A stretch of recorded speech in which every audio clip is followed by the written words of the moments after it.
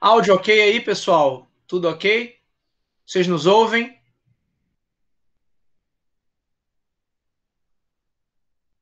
Opa, valeu. Bom, gente, obrigado a todos aí pela presença. Uma boa noite a todos. Estamos começando mais uma live aqui da Faixa.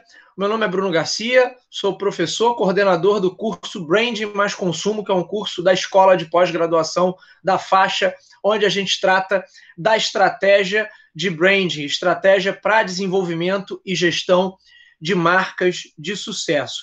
E hoje a gente tem uma live bem interessante aqui, um bate-papo bem interessante, que é falar sobre branding e vantagem competitiva, aspectos mercadológicos e aspectos culturais. Para trocar essa ideia comigo, para levar esse papo aqui comigo nessa noite de pré-feriado, eu trouxe o professor também, meu amigo, professor do curso, e está me ajudando na coordenação, está entrando aí como coordenador também junto comigo.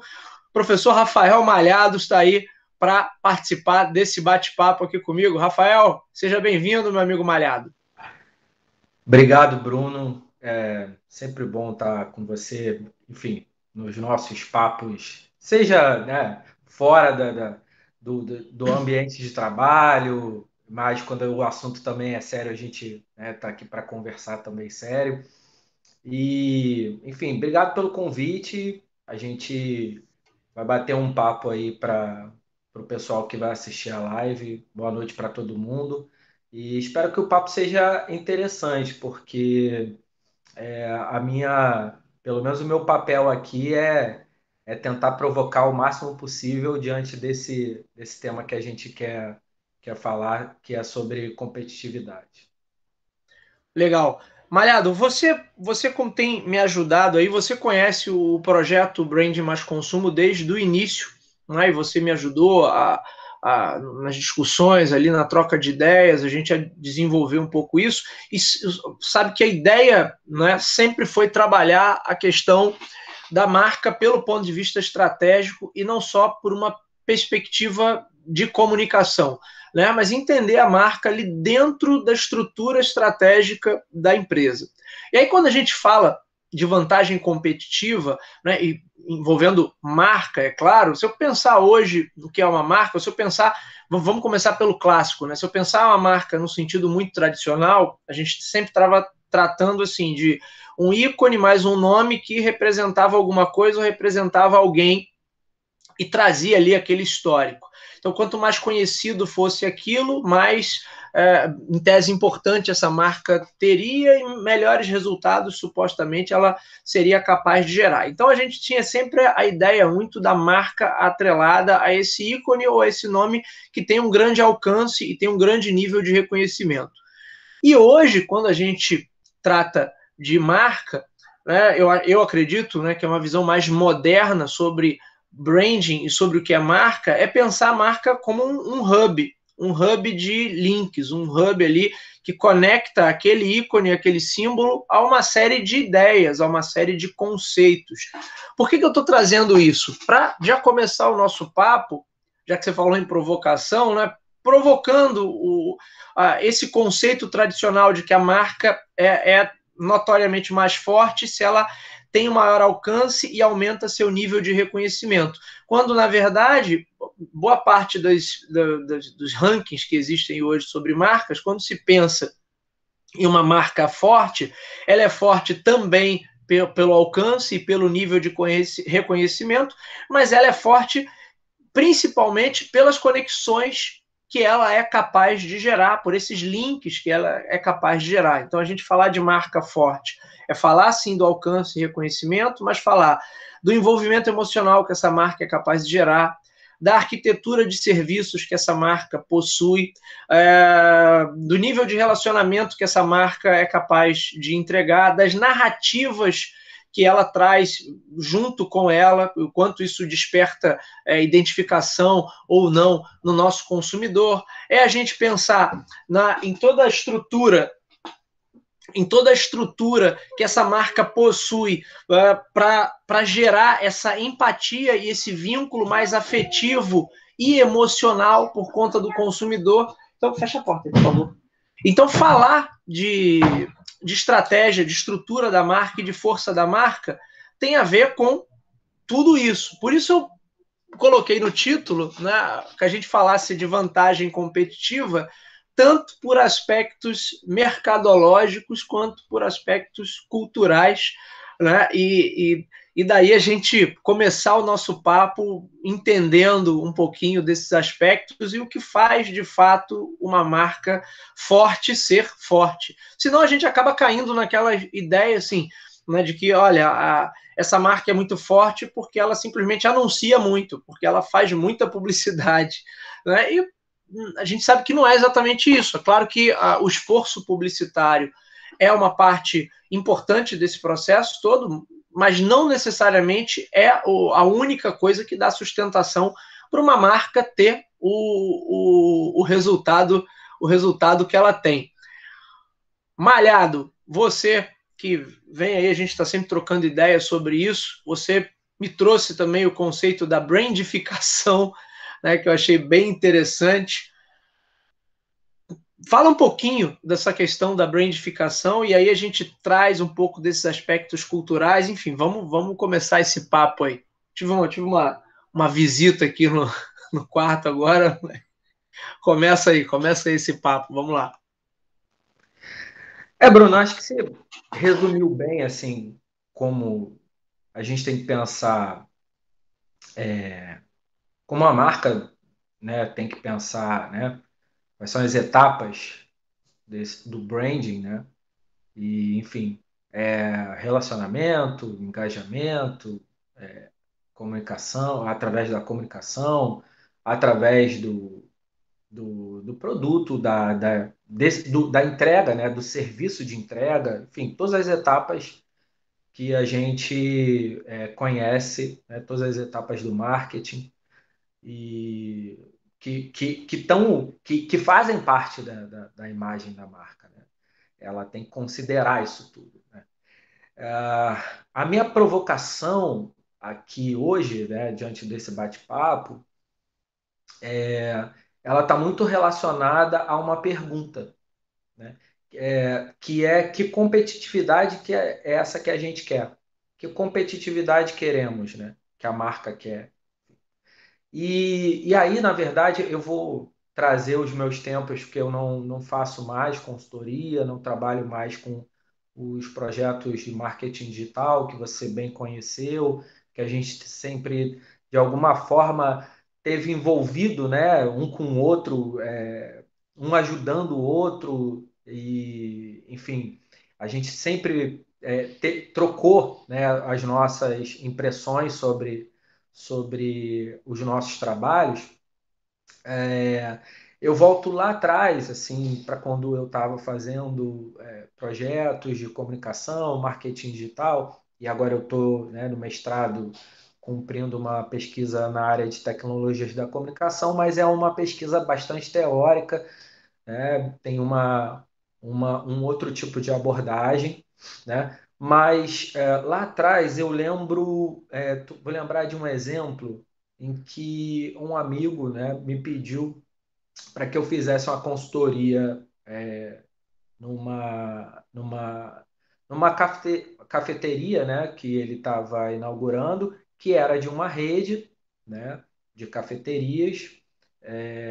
E aí, enfim, ele ia colocar o ponto, ele estava procurando saber desde o ponto dele, né, se enfim, o PV dele seria PV interessante, como é que ele poderia trabalhar a comunicação da loja dele. Quer dizer, você está falando de uma rede que já existe, né? E que ali ele estava só, enfim, ia trazer algumas imagens da empresa, mas ele queria, de alguma forma, fazer com que a loja dele fosse destacada.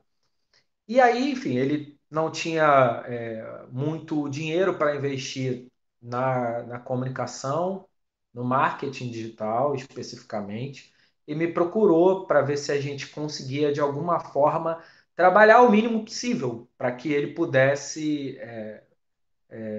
de alguma forma, crescer, mostrar resultado. seja das vendas, ou seja, inclusive da própria da imagem, né, da loja, enfim, e a loja, a imagem da marca também. E eu lembro que a gente falou muito sobre como é que a gente ia, pelo menos, quais eram os canais que a gente ia utilizar diante desse pouco investimento. E aí a gente fez uma coisa bem simples, né? Trabalhamos um pouco o resultado dele no Google, né? Enfim, colocamos a loja dele com todo, né? Preenchemos todos os requisitos de como achar a loja no Google e a gente fez um conteúdo, né? Pode-se dizer assim, um marketing de conteúdo pelo Instagram. Em 3 meses, só o Instagram, né? Só o Instagram e a localização, né? O preenchimento de toda da loja no Google.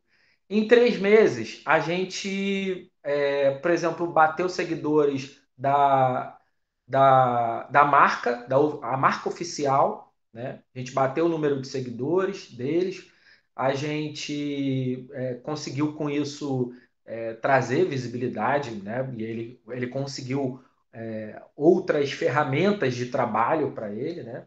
Mas enfim, pequena história que a gente conseguiu algumas metas baseado em uma ou outra ferramenta, né?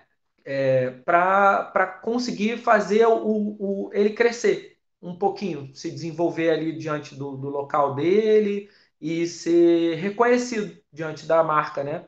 Já que era uma rede, né, que ele trabalhava e a loja era de uma rede de cafeteria. E aí eu estou dizendo isso tudo porque e aí eu fiz a pergunta inicial, que competitividade queremos, e eu vou chegar na brandificação. É, será que toda, todo o que a gente pensa de relacionamento, de engajamento, de ferramentas, de mecanismos, é, hoje se preocupa com todas as etapas do marketing? Se a gente for pensar que a exposição da marca nos canais oficiais em que ela ocupa, hoje os canais, vamos dizer, canais mídias sociais, que existem outros canais. Mas vamos colocar assim, canais mídias sociais. Precisa estar em todos os canais? Por que precisa estar em todos os canais? Para que precisa estar em todos os canais? Por que precisa estar em todos os canais? Quer dizer, e diante disso, o que você está passando para o consumidor, para o seu público, em cada canal, porque às vezes tem uma variação seja da forma do conteúdo, como o próprio conteúdo. Você vai colocar uma imagem diferente, a imagem, o formato dela é diferente, enfim. Né? A gente está falando disso tudo, mas que competitividade é essa que você quer gerar, por exemplo, com essa comunicação toda, essa exposição toda das marcas, essa visibilidade toda, trabalhar o marketing de conteúdo todo, se existem outras marcas que estão na mesma competição, se talvez você com pouco recurso ou com uma estratégia um pouco mais focada, você consegue de algum...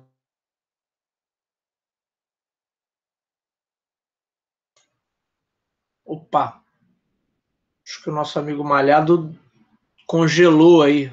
Vamos ver se ele consegue retomar. Parece que ele deu uma congelada aí, pessoal. Bom, enquanto ele não retorna, vamos ver se ele está tentando aí retornar.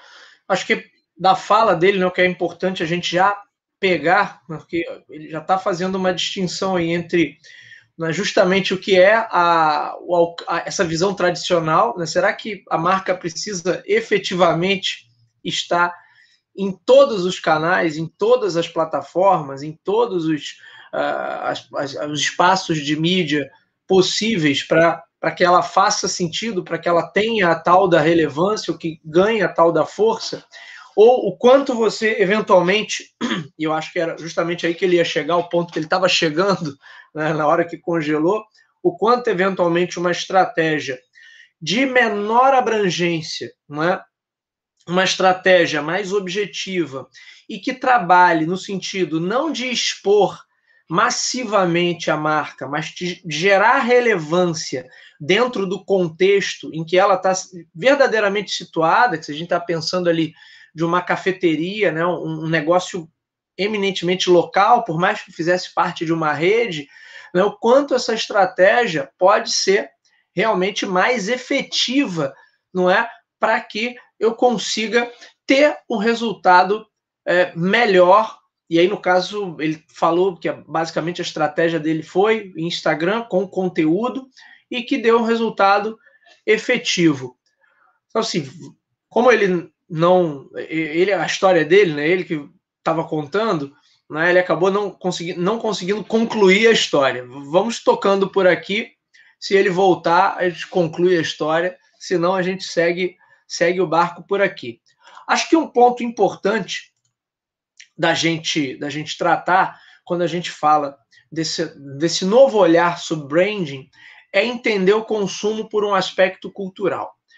Volta a um ponto que eu trouxe no começo da fala, né? Se a gente olha e entende que marca é só resultado de muito reconhecimento, então eu trabalho muita comunicação e assim a marca fica muito mais conhecida, eu tenho um alcance maior dessa marca, logo ela se torna forte. Eu acabo caindo naquele discurso um tanto comum, né, entre as pessoas que não são da área, entre os leigos no assunto, que, na verdade, quando você paga por uma marca, você está só pagando mais caro por algo que é mais reconhecido, ou que eventualmente gera status, né? Como as pessoas também adoram ir por esse caminho, né? A marca, você trabalhar o branding é só gerar status por alguma coisa, então significa que você está pagando mais caro por algo que é absolutamente a mesma coisa que o outro produto. E isso é um pouco de exagero, pode ser verdade em alguns casos, mas quando a gente pega para analisar as marcas que tem hoje já há muito tempo, né, uma performance muito boa e uma relevância muito grande, que são marcas efetivamente fortes, e aí a gente tem N rankings aí, nacionais e internacionais, que listam essas marcas, né, a gente está falando de empresas que não estão ali listadas entre as marcas mais relevantes, mais fortes, simplesmente porque investem diretamente em publicidade, massivamente em publicidade, e mantém isso com uma regularidade de 200%. Então, o tempo todo o cara está gastando muito dinheiro com comunicação de massa. Na verdade, essas marcas, óbvio que, né, que marcas globais, marcas muito fortes, com uma pegada nacional ou continental, ou mesmo global, né, elas vão ter um investimento muito alto em comunicação, porque isso faz parte do jogo, mas repara no seguinte, nesses rankings normalmente figuram marcas que, além de investir muito em comunicação, elas também entregam performance nos seus produtos. Ninguém aqui duvida da performance dos produtos da Apple, da Samsung, da Microsoft, do Google, da Honda, Toyota e tantas outras que costumam figurar nesses rankings. A gente está falando aqui de indústria, mas a gente poderia estar falando de ecossistema de serviços. Então, grandes redes hoteleiras, grandes redes de sistema de crédito, grandes redes... a gente falou de serviço, na verdade, falou de serviço digital, quando falou do Google, né, que prioritariamente ela é uma empresa prestadora de serviço, mas, de qualquer maneira, o que eu quero dizer é que não foi a publicidade que transformou esses produtos ou essas marcas em marcas de excelência. Agora, é claro que eu uso da comunicação e eu tenho que fazer essa comunicação de uma maneira muito estratégica, né, interligada ali com o planejamento da empresa, porque na comunicação eu vou estar confirmando, eu vou estar transmitindo algumas ideias que o consumidor vai ter condições de atestar na prática. Então, na verdade, quando esse consumidor entra em contato direto com a empresa, é aí que ele tem a percepção dele de marca consolidada. É aí que ele, de fato, percebe ou averigua na prática, né, se aquilo que foi prometido, aquilo que foi falado, aquilo que foi colocado na comunicação, se aquilo verdadeiramente está fazendo sentido ou não, se aquilo verdadeiramente está sendo entregue ou não. Então, às vezes, é um pouco ingênuo quando as pessoas pensam, e isso acaba caindo muito, né, para as empresas que não estão nesse alto escalão a nível de estratégia e a nível de desenvolvimento de políticas de marketing, porque elas tendem a olhar só para essa espuma que é feita pela publicidade, e aí você vê muitas empresas que vão investir massivamente em publicidade, mas sem ter nenhuma grande estratégia ou sem que essa comunicação esteja de fato a uma estrutura que seja capaz de entregar minimamente aquilo que é prometido. Daí você ter as promessas vazias, daí você ter o descolamento da operação, né, com o que de fato a comunicação está prometendo ali, está entregando para o público, e isso gera uma série de inimagináveis outros problemas, que é parte do que boa parte de nós, enquanto consumidores, percebemos, né? Quando a gente entra em contato com qualquer empresa. Não é só o contato telefônico ou por redes sociais, mas quando a gente tem contato com uma empresa, numa loja, num atendimento, ou contato diretamente com o produto, ou numa rede social, e aí aquele contato a gente percebe que está aquém do que era a promessa, do que era a narrativa básica dessa empresa, você já começa a ver que, poxa, então o que eu vi na comunicação não era exatamente o que não é exatamente o que a empresa entrega, não é exatamente o que ela, de fato, é capaz de entregar. E é por isso que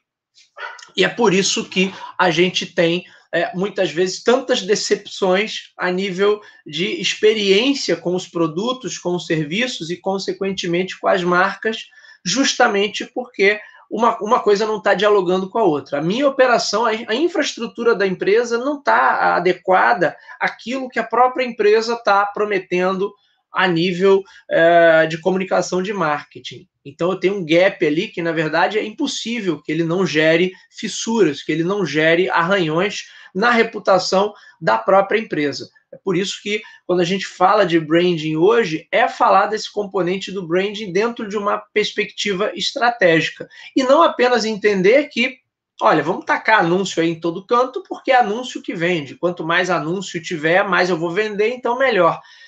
É claro que, de novo, eu não estou desprezando a importância da comunicação a nível de frequência, a nível de alcance, a nível de índice de recordação, tudo isso é super importante. Agora, não adianta gastar o dinheiro só com isso se eu não tiver esse olhar estratégico e não tiver a capacidade de fazer essa conexão com a maneira como, de fato, a empresa funciona. Porque, do contrário, é simplesmente um conjunto de decepções, porque as pessoas vão, é até pior, né? Porque as pessoas vão induzidas por uma comunicação e vão tomar contato com aquela marca no momento que é o momento da verdade ali, que é no momento que conta, né? Não é a comunicação que cria essa percepção de marca, né? É o momento que você está, de fato, usando aquele produto ou interagindo com aquele serviço, é aí que a marca é construída.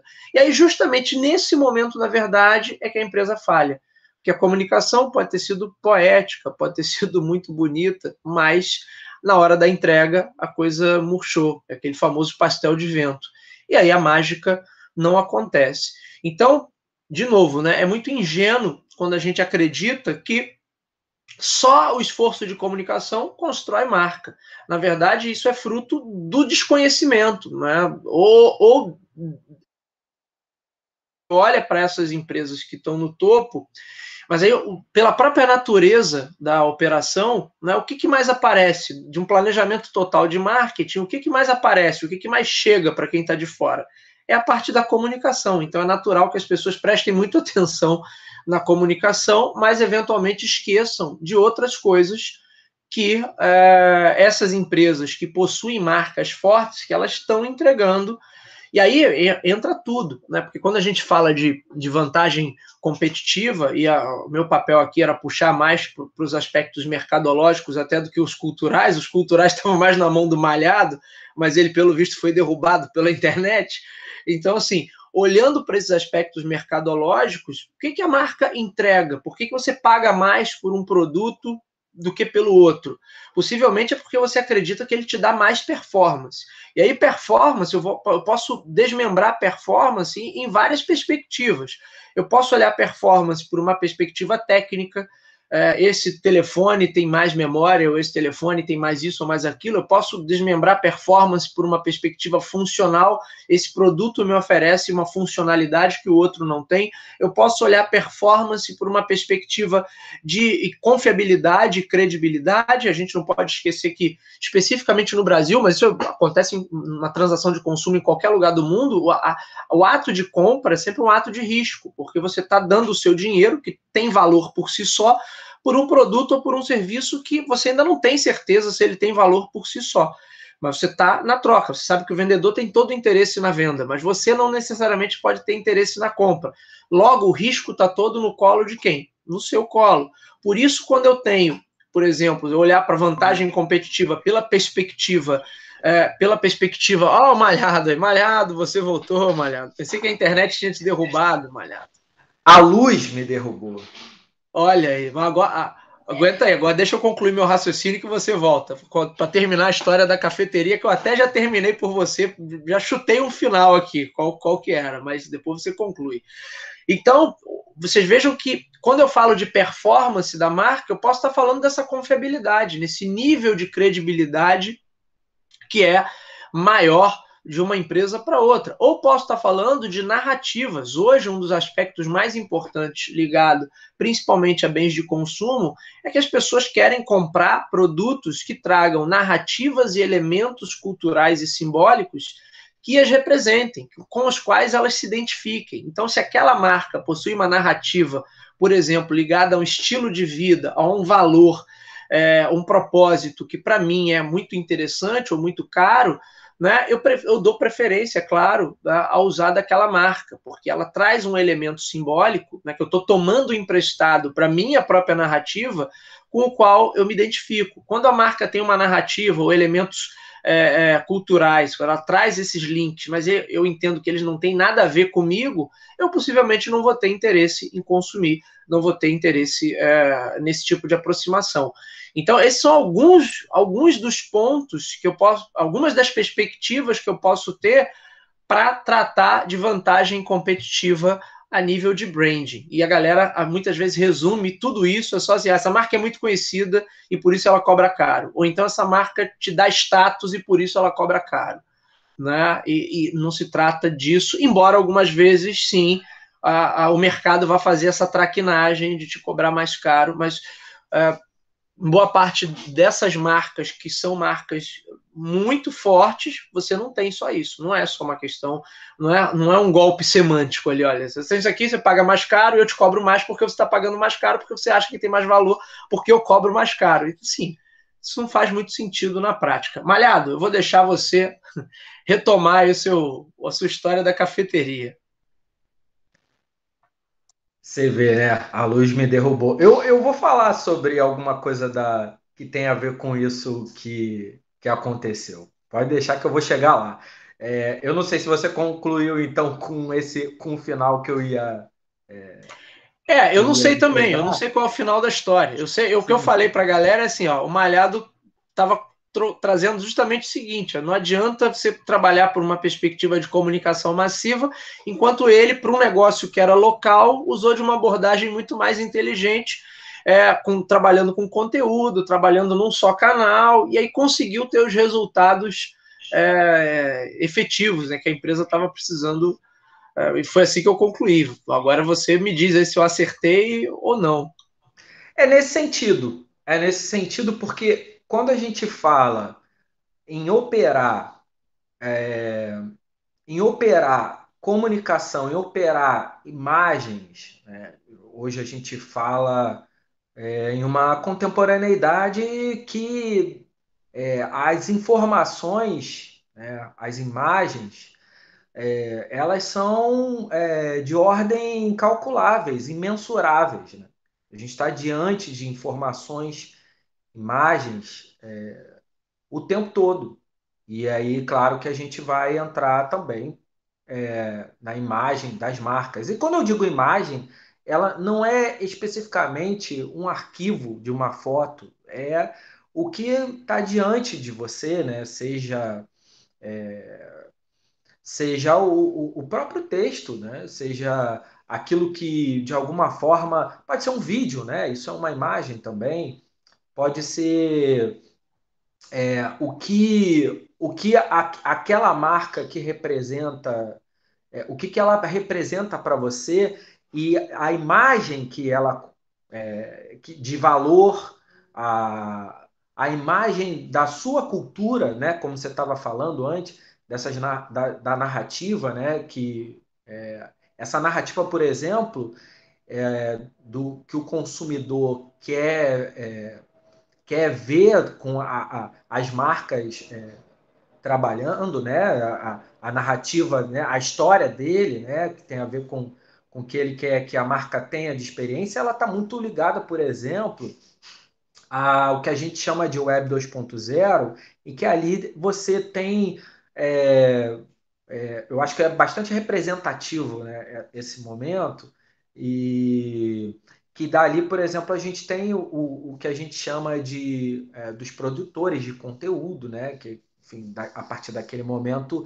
as pessoas absorvem de alguma forma é, os mecanismos, né, de se comunicar através das mídias sociais, né, através da rede, elas absorvem não só como se comunicar, mas, né, enfim, por que se comunicar, para que se comunicar. E eu acho que esse é um ponto importante também para você, que você não está diante, por exemplo, mais de uma ou duas ou algumas fontes de informação, de comunicação. Você está diante de diversas formas, né? Desde o cara que produz conteúdo numa plataforma de conteúdo mesmo, vai passar um texto e tal, até o jornal online, até o livro. Então, e os comentários, né, das pessoas que enfim, comentam através de grupos de mídias sociais. Então, esse, essas formas, esses mecanismos todos também produz no público, né, nos indivíduos, esse empoderamento de perceber que ele também pode ser por exemplo, uma fonte de informação, né? A partir do momento que a gente vê, por exemplo, o que a gente chama hoje de influencers, né? Os influenciadores digitais, que às vezes são pessoas que não são, estão em ambientes comuns, enfim, não são celebridades e tal, se tornaram celebridades porque elas estão falando das marcas, estão consumindo as marcas, estão provando as marcas, estão experimentando os produtos e aí, enfim, eu acho que quando chega nessa questão da narrativa é muito por conta dessa inversão, né? Que não é uma bem inversão. Você vai fazendo um two-way ali, né? Você vai trocando tanto a marca quanto você com a marca. O produto existe e ele está sendo consumido. Mas quando eu estava falando da cafeteria, o que eu queria Cafeteria. chegar quando eu queria chegar ao ponto da pergunta inicial, que competitividade queremos, por que a gente precisa de tantas redes, de tamanha rede de comunicação. É uma marca grande, mas ela vai produzir para quem também?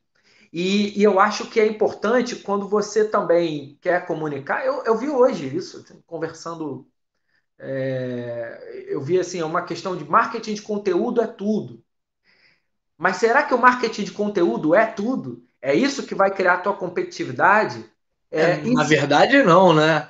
e Mas se a aí empresa. eu já aproveito, Malhado. Será que essa ideia que as pessoas têm de preciso estar em todas as mídias, preciso estar, porque também a galera não bebe sempre nessa fonte de pegar, né? Normalmente a gente pega quantos livros de marketing e comunicação eu tenho aqui atrás, e boa parte dos cases, às vezes, são de grandes empresas, de empresas de porte global, ou grandes empresas norte-americanas, japonesas, hoje, muitos exemplos, muitos cases da indústria sul-coreana, né? E aí você sempre tira isso como parâmetro, né? Olha, eu preciso ter algo tão espetacular a nível de branding quanto a Coca-Cola, ou com uma grande marca que transcende continentes. Né? E, na verdade, você não precisa disso, você precisa estar relevante no seu contexto, né? Mas eu vou deixar você continuar isso, eu queria abrir esse parênteses. E é por isso que no final,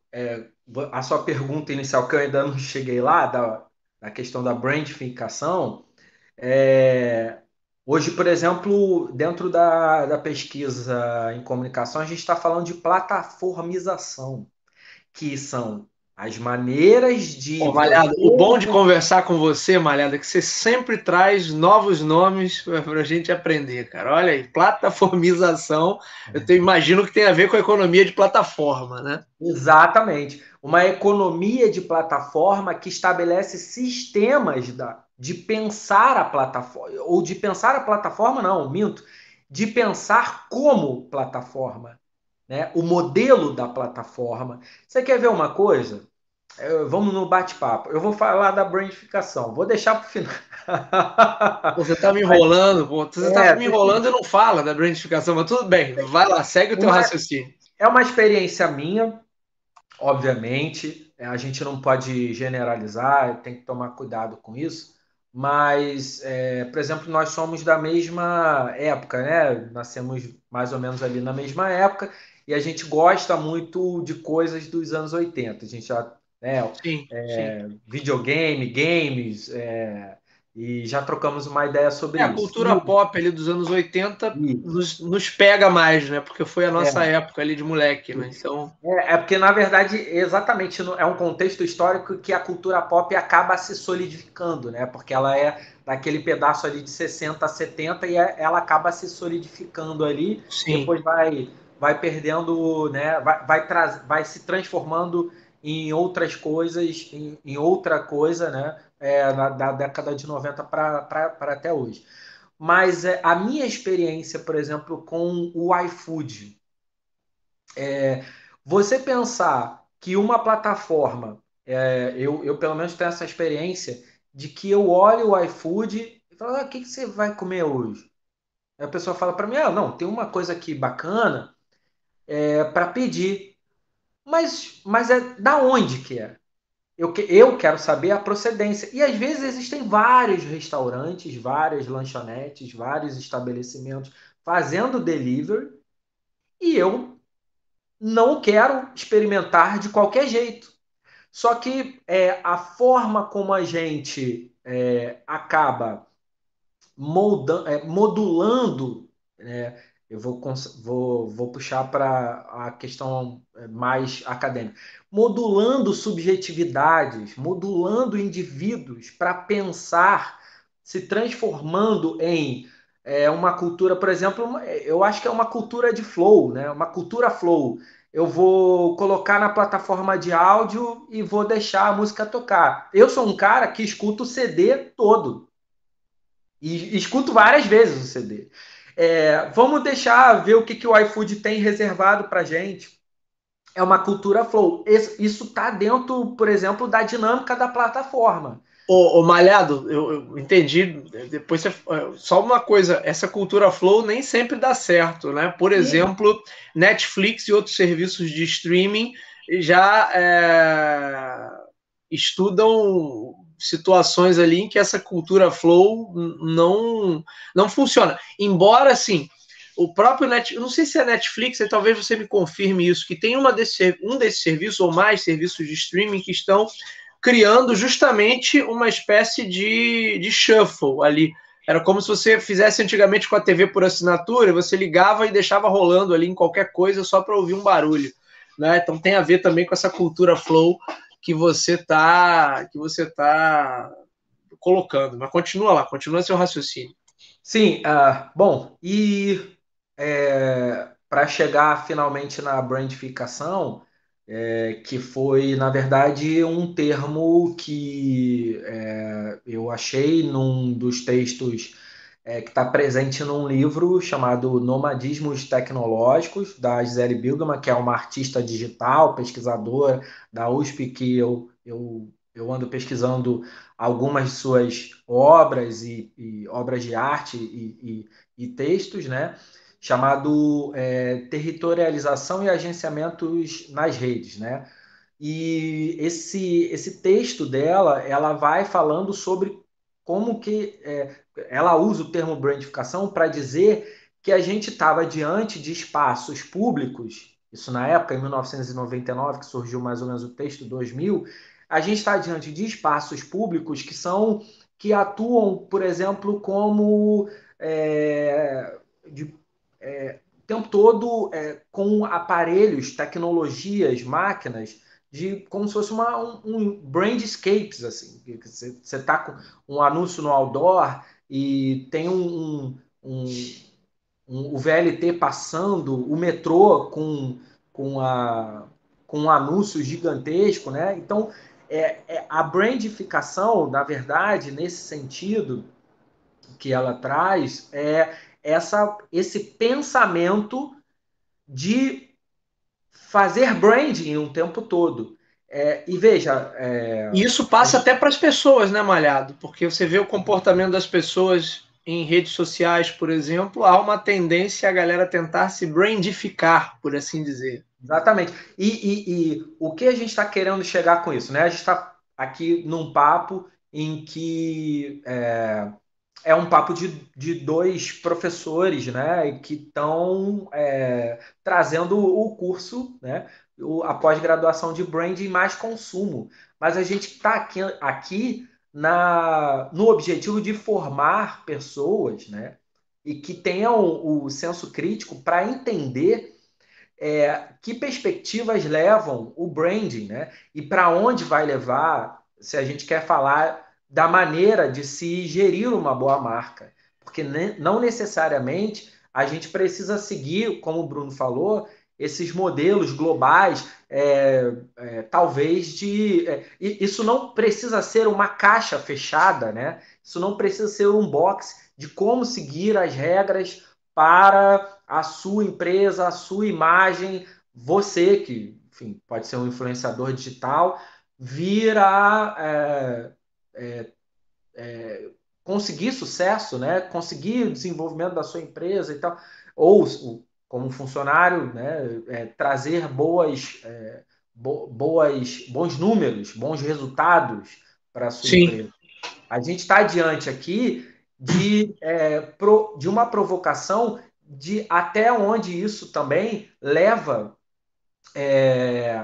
o nosso pensamento com o consumidor também, né? Como a gente também é consumidor, a gente também é público alvo de alguma marca, e como a gente quer que isso também seja diante dessa contemporaneidade cheia de imagens, cheia de maneiras de atrair a sua atenção, né?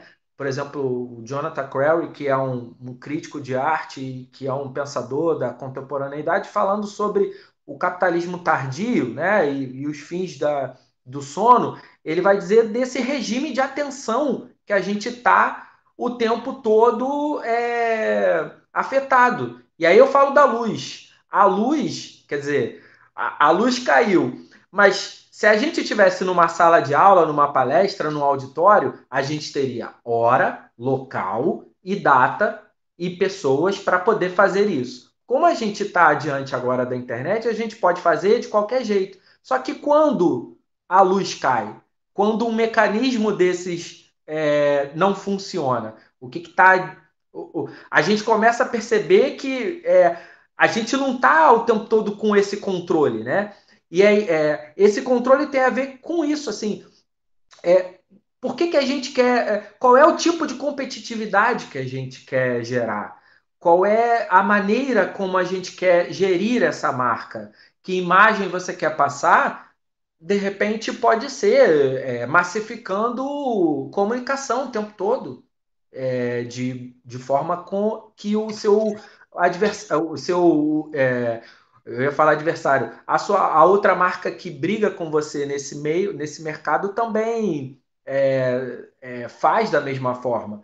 Ô, Malhado, mas você não acha que até essas fórmulas também, elas tendem a cair num desgaste, mesmo esse modelo atual de flow, né, que todo mundo está adotando, que durante um tempo a galera tinha cansado do flow, não, agora eu quero decidir, quero ver na hora que eu quiser, e agora meio que já há um cansaço a respeito disso, um desgaste a respeito dessa fórmula, então a galera agora quer o flow novamente. Isso não pode acontecer também com essa mesma questão que você está trazendo mais estética em relação à construção de uma marca?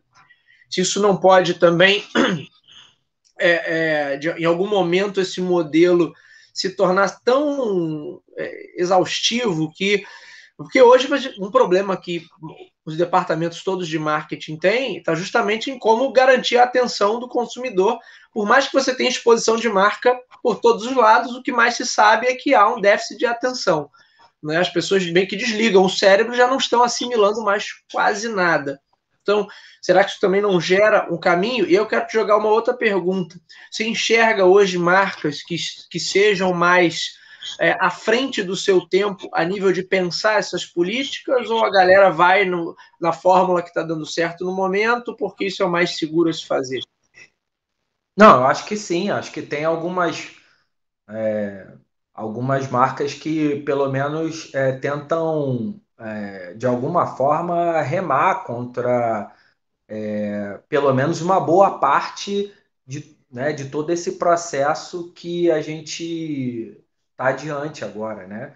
E eu acho que sim, ó, a gente pode até trazer um exemplo bem perto nosso, né? O próprio trabalho da professora Letícia Castro é nesse sentido, né? Dela pensar, por exemplo, a forma sustentável de trabalhar a comunicação da marca. A gente conhece ela de outros tempos e a gente sabe o quanto ela tá sendo, né, feliz nos resultados dela, enfim, quando ela trabalha, quando ela pensa sustentabilidade de alguma forma. Eu acho que talvez alguns caminhos, aí eu não estou dizendo mais só dela, né, especificamente, mas das marcas em geral. Talvez alguns caminhos precisam ser mais contrafluxo, né? É, mas aí ser menos mainstreams, né? Mas aí a gente é isso, é o dilema em que cada um quer talvez se colocar. A gente, sei lá, vamos fazer uma pesquisa rápida aqui no Instagram. Eu estou procurando, por exemplo, muita coisa de casa para colocar, casa nova e tal. E aí tem muitas pessoas que trabalham artesanalmente arte, né? O macramê, o adesivo na parede e tal. Aí você vai vendo, são pequenas pessoas, são pessoas que estão fazendo pequenos trabalhos e que trabalham a imagem deles, né? Da marca deles muito bem. E ok, porque também não trabalham produzindo massivamente, não tem uma escala ali industrial. É, e aí, quando a gente fala a gente está falando de grandes marcas, a gente tem esse processo todo, né? De que o cara está vendendo muito, tem um volume muito grande, ele está comprando, inclusive, outras redes para poder dar conta de todo esse volume. Eu acho que a provocação inicial de que competitividade é essa, isso vai para o que a gente está querendo trazer, inclusive dentro da própria pós, né, de brand mais consumo. Trazer esse elemento crítico, esse senso crítico de até onde a gente acha que pode ir diante dessas circunstâncias que estão se normalizando, como a plataformização, né, como as maneiras de pensar né, através de plataformas, é, as maneiras de se entregar o produto, né, as maneiras de se vender o produto, porque eu estava falando do iFood, você compra, você acha uma coisa bacana para comprar, e aí talvez a entrega do produto ela está tendo problemas com relação à entrega. Qual é o problema da entrega? É talvez um entregador ou um sistema de entrega que não funciona por conta de várias questões trabalhistas, né, de financeiras, econômicas. Então, adianta você fazer um marketing de conteúdo se o seu produto final ele não é entregue de uma maneira correta? A gente tem que pensar em todas essas etapas e pensar também em outras coisas, como você falou, a própria narrativa, né, que cada consumidor quer ver que a marca produz, né, constrói, também é importante, né? E é isso, brandificação seria nesse sentido de pensar esse modelo também o tempo todo de gestão, mas qual é a gestão que você está fazendo? Qual é a comunicação que você está fazendo e está querendo para isso, né? E diante desse volume todo que a gente encara hoje, tanto o consumidor, né, quanto a própria marca que também vai competir com outras. Sim, e aí é um grande desafio realmente, porque você olhar para toda essa estrutura de comunicação e ainda olhar para, como você falou aí, do entregador, né, do serviço de delivery, iFood ou de outros serviços, né, que você tem ainda várias camadas dessa entrega as quais você não tem controle. Não é? E o mundo ideal seria em que eu consigo gerenciar a minha marca em todas essas camadas de entrega, mas isso hoje, pela estrutura que alguns serviços desenvolveram, por conta digital e tudo mais, isso torna-se inviável. Agora, achei interessante o ponto que você falou, né, de pequenos produtores, pequenos fabricantes de alguma coisa que estão fazendo coisas interessantes, conseguem uma determinada visibilidade, esse cara cria relevância para ele dentro do contexto, ele não está querendo se tornar a nova Apple ou a nova Coca-Cola, mas ele cria relevância dentro do contexto em que ele está, e aí, interessante disso é que ele usa um canal que hoje é mainstream, né, mas ele usa de uma forma alternativa, né? Ele usa de uma forma. Aí eu me pergunto, Malha, na verdade estou perguntando para você se a gente vai voltar, já que a coisa anda muito massificada aí por alguns aspectos, se a gente não vai voltar a ter aquela modinha das mídias alternativas, marketing de emboscada, marketing de guerrilha. Lembra? Teve uma moda que teve um tempinho aí que a galera fazia pegadinha na rua, que tinha sempre uma gracinha, de repente saía alguém tocando um violão de algum lugar e tinha gente filmando. Então, assim, buscavam-se maneiras diferenciadas de chamar a atenção do consumidor num mundo em que há um problema claro ali em relação à atenção e engajamento. Será que essas ferramentas podem voltar? Porque agora meio que elas não são mais tão faladas quanto já foram. Em algum momento aí dos últimos 10 anos, elas estiveram muito mais em evidência. Mas talvez, ou eu vou pensar caminhos alternativos pelos meios tradicionais, já que a internet, né, o digital, ela permite essa montagem ali, essa manipulação de eu usar mesmo ferramentas que são do mainstream, mas eu usar de uma forma alternativa. Bruno, eu estou lembrando aqui, quando você falou isso, estou lembrando, inclusive, de um conceito de um teórico da comunicação, um dos mais visitados, que é o Marshall McLuhan, um conceito dele de remediação, remediation, né? Ele fala que, na verdade, as mídias, você não exclui uma mídia, né, especificamente, para surgir uma outra. Essa outra que surge, ela quer dizer, você tem uma troca ali entre elas, né, para que uma talvez ainda de alguma certa forma continue e a outra que está surgindo, vamos dizer assim, beba um pouco dessa mídia que seria obsoleta. Você falou do marketing de guerrilha, e para mim, guerrilha é, por exemplo, o que se tornou hoje a rede de display. Guerrilha, quando a gente entra, por exemplo, nas páginas, depois de ter acessado uma plataforma, né, um portal de vendas, e, enfim, como os grandes que tem aí para a gente comprar alguma coisa, uma estante, um armário, uma mesa, e a gente, na rede de display, aparece aquela velha história. Como é que a gente sabe, como é que ele sabe que eu queria comprar um fogão?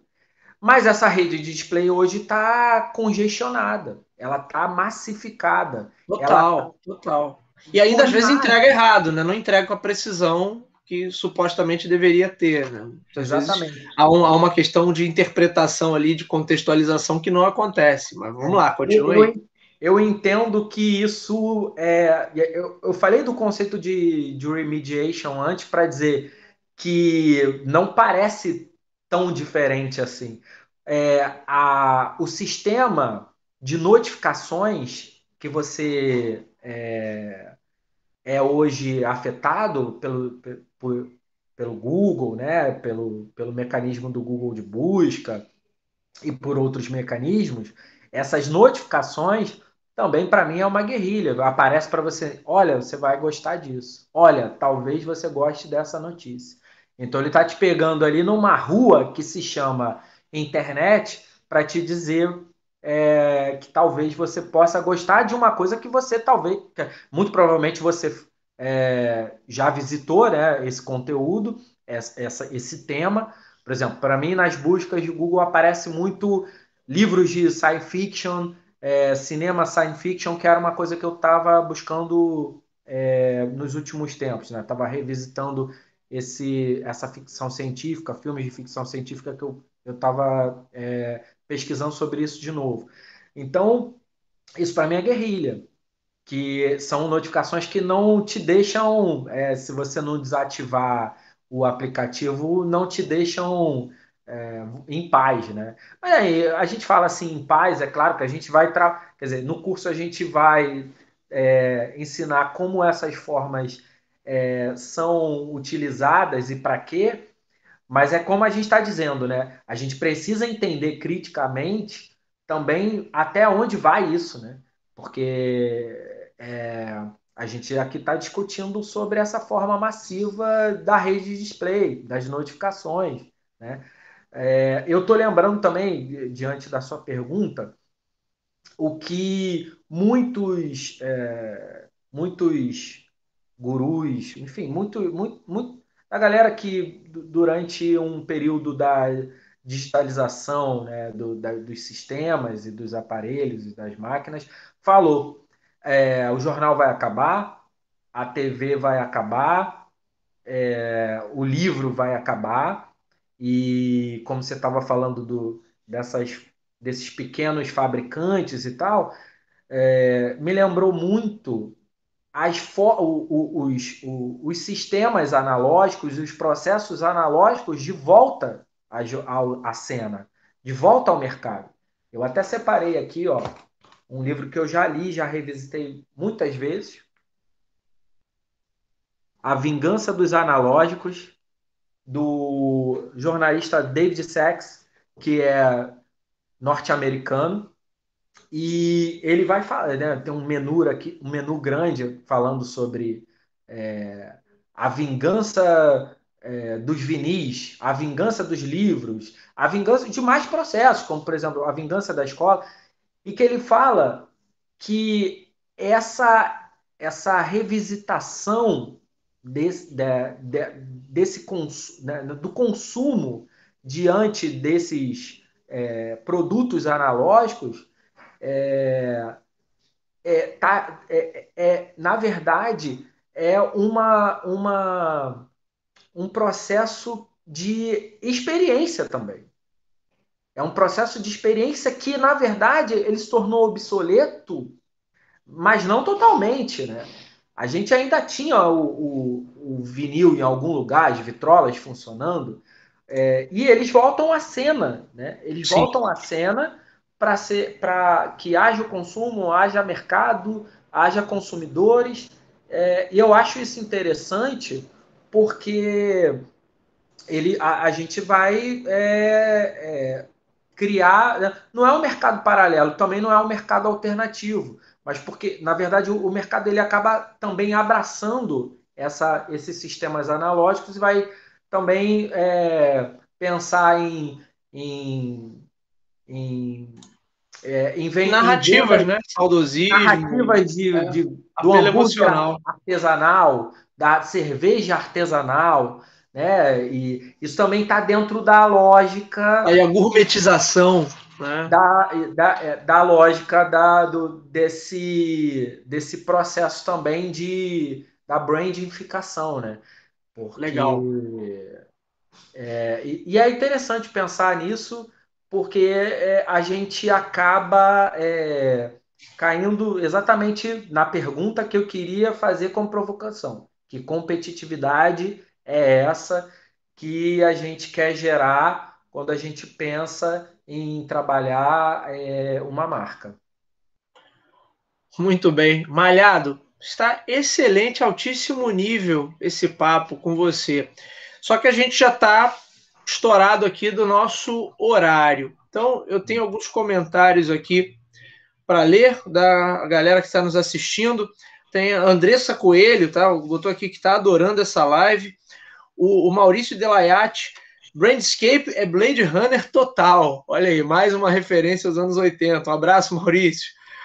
Bruno, ele botou aqui também, Bruno, aí vem os hacks de marca, aceleradores para este público sem atenção. Então tá aí, possivelmente entra nessa questão aí da rede de displays e de outras mecânicas digitais que a gente vai ter para tentar reter a atenção desse camarada, já que a coisa está tão difícil, né? E aí, Malhado, eu sei que a gente poderia continuar batendo esse papo aqui por horas. Eu já lembrei de um livro que eu tenho aqui, A Estetização do Mundo, que certamente tem a ver com essa coisa da brandificação também, de uma estética própria de produto que a gente acaba tentando entregar para tudo, né? Até para as nossas próprias vidas. Não por acaso tem uns malucos aí lunáticos que os caras fazem plástica, homens e mulheres, né? Para se parecer com o boneco, com o Ken, com a Barbie. Então, isso é parte toda desse processo, mas que a gente vai realmente ter que deixar para uma próxima oportunidade. Mas Aliás, a gente deixa... pode fazer o seguinte: será que eu posso propor? Claro, por favor. Eu acho que a gente pode continuar esse assunto, talvez, para estender e aí trazer algum. Ainda falando sobre brand e estratégia competitiva, acho que a gente pode fazer mais uma, talvez, uma segunda parte. Aí quem vai dizer é o pessoal que está assistindo. Com certeza. Não, eu tenho certeza que pelo feedback que a gente está tendo ali, a galera certamente gostaria de ver, ouvir mais, né? Ver e ouvir mais sobre isso. Malhado, deixa aí suas credenciais para a galera que quiser acompanhar seu trabalho, enfim, manter contato com você. Como é que a galera te encontra, Malhado? Eu hoje me encontrar tá bem complicado, porque na verdade eu repensei toda essa visibilidade, né, em torno das mídias sociais e tal. Então, eu acho que, assim, para quem quiser conhecer alguma coisa a mais, acho que a gente está oferecendo o curso de Brand Mais Consumo para a gente falar sobre isso tudo e como é que a gente vai explorar isso tudo dentro da pós, né? E aí sim, né? 360 horas de branding na veia. Sim, o que eu posso falar assim especificamente de mim eu estou trabalhando no mestrado, né, do programa de pós-graduação da UERJ, uma pesquisa, na verdade, na área, na linha de tecnologias de comunicação, uma pesquisa que envolve o mundo contemporâneo e essa relação das mídias, memória e arte. Eu estou trabalhando especificamente a temática da memória e do esquecimento, né? Dentro das narrativas, né? Dentro da memória enquanto história, e essas narrativas mediatizadas, né? Essa mediatização, essas imagens e informações incalculáveis, imensuráveis, eu estou permeando esse trabalho, essa pesquisa, como os meios, né, como as mídias vão constituir essa memória enquanto história, e o que a arte tem a ver com isso. Então, eu já tenho produzido alguma coisa, né? Enfim, vou participar, já participei de um congresso no ano passado, o Intercom, e estou querendo participar do Congresso de História da Mídia, da Alcar, ainda esse ano. E então, assim, pessoal que quiser trabalho, acho que pode acessar talvez o meu currículo Lattes e ver alguma coisa que eu já produzi. E aí, enfim, trocar uma ideia pode ser por e-mail, rafael.malhado@gmail.com. Aqui a gente vai pensando, não é analógico, mas assim, é uma boa forma também de se Ó, pensei que você fosse comunicar. passar o endereço para nego mandar uma carta. Quase isso, né? Muito bem, Malhado. Obrigado aí pela sua participação. Realmente um papo de altíssimo nível. Eu tive uma questão aqui com a câmera agora, mas eu tive que trocar. Eu mudei de ângulo aqui, ele estava olhando para lá, agora estou olhando para cá. Mas eu tive uma questão técnica aqui com a câmera. Mas Gente, é isso que é o detalhe da questão, né? Que a gente está diante de coisas que a gente acha que estão garantidas, como a internet, como a luz, como o sistema de câmeras, e não é tanto assim, né? não tem nada garantido, né, Malhado? Bom, gente, obrigado aí pela audiência de vocês. Obrigado por estarem aqui nos acompanhando até agora. Acho que o papo está realmente de altíssimo nível. A gente vai agendar outras conversas, a gente vai fazer mais encontros como esse. Quem quer estudar, se aprofundar, gerenciar branding, entender estratégia, não olhar só branding pela perspectiva só de comunicação, ou então só pela perspectiva criativa, né? Cria aí alguma coisa incrível, muito inovadora, que vai chamar a atenção das pessoas, mas pensar nisso de um ponto de vista administrativo, gerencial e estratégico.